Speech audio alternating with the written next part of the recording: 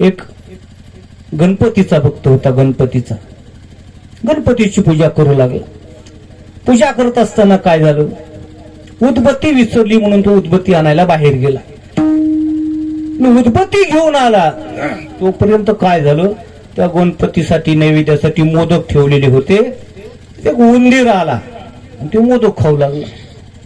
तर हा भक्त म्हणायला, एवढा गणपती समोर आहे आणि उंदीर मोदक खायला, हे गणपती काहीच करीना, भ्यायलाय म्हणले उंदराला. गणपतीत देव नाही म्हणले. देव कशात आहे? असे काही माणसं असतात महाराज. हो, ज्याचं महत्व कळालं, हो याच्यात देव नाही म्हणले. आता हो, आता म्हणले निघा म्हणले इकडं.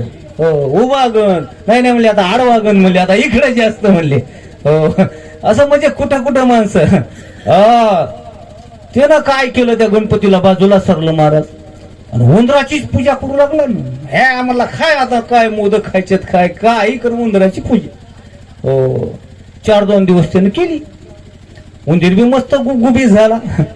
एक दिवशी मांजर आली आणि बघितलं मांजरीनं, हा चांगला माल आहे म्हणले आपल्यासाठी. आणि हे एक दिवशी पूजा करू लागला, डोळे झाकून उभं उंदराची.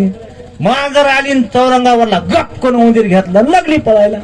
हे म्हणला काय झालं. उंदीर मांजरीच्या तोंडात, बाबा बाबा बाबा आपला देव उंदरात नाही म्हणला, मांजरात देव आहे म्हणला.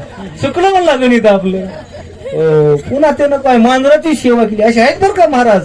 कोणाचं वारं आलं त्याच्यात मागं लागणार. आता स्पष्ट बोलत नाही मी, निघाले त्याच्या माग. मांजराची सेवा सुरू केली. म्हणला मांजरीला काय लागतं म्हणला, दूध. आमच्याकडे उंदर खाती मांजर, उंदर आहे का नाही. मांजरीला उगं त्यानं हे केलं. मांजर बी आपलं पुन्हा भेय नाही गेली, आधी भेट होती. हो, आता ह्याची झाली. पण एके दिवशी ती मांजर घरी आली आणि दुधाच्या पातेला तोंड घातलं.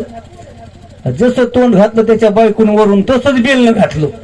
आणि हे ना बघितलं, बाबा बाबा बाबा बाबा म्हणला, गणित लय चुकलो आपलं म्हणला. देव घरीच आहे आणि मी कुत्र्यातून मांजरात बघायला म्हणला, आहे का नाही. त्याने सगळं सोडून दिलं पुन्हा.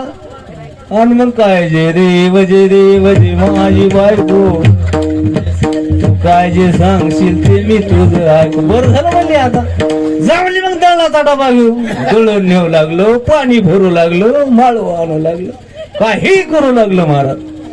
8-15 दिवस मस्त. तिला वाटलं बरं का वाज येत नाही का, साठ्यात कसं आलंय, कोण्या देवाचा गुन्हा आलाय काय माहिती. 8-15 दिवस झालं महाराज. आणि एक दिवशी जेवायला बसलाय आणि जेवता जेवता जेवता भातामध्ये खडा लागला ना महाराज. त्याच्या जीभ चेंगरली, त्याला राग आला ना. आणि बायको समोरच बसलेली होती. राग आल्यावर काय करतोय माणूस मग, हा उगा त्यानं भाई सारली आणि एक ठोका. शेवटचा आहे बरं का आता हे. माय म्हणली, त्यानं ठोका हाणलं म्हणणं, या देव म्हणला, बायकोत बी नाही म्हणला. देव कशात आहे, पठ्यात देव आहे म्हणला, माझ्या देव. आणि मग त्या दिवशीपासून त्यानं स्वतःची सेवा सुरू केली महाराज. देव आपल्यामध्ये आहे पण कळावा, हे का नाही. ज्ञानोबा आहे सांगतात, ज्ञानदेव म्हणे भजा आत्मदेवा, अखंडित सेवा करा त्याची. आपल्यामध्ये देव आहे अशी भावना आपल्याला जागृत व्हायला पाहिजे महाराज. ज्या दिवशी कळलं आपल्यामध्ये देव आहे, आपल्या तोंडातून कोणाची निंदा होणार नाही, कोणाचं वाईट होणार नाही, कोणाचं काहीच होणार नाही महाराज. आणि हा भाव आपल्या ठिकाणी जागा व्हावा.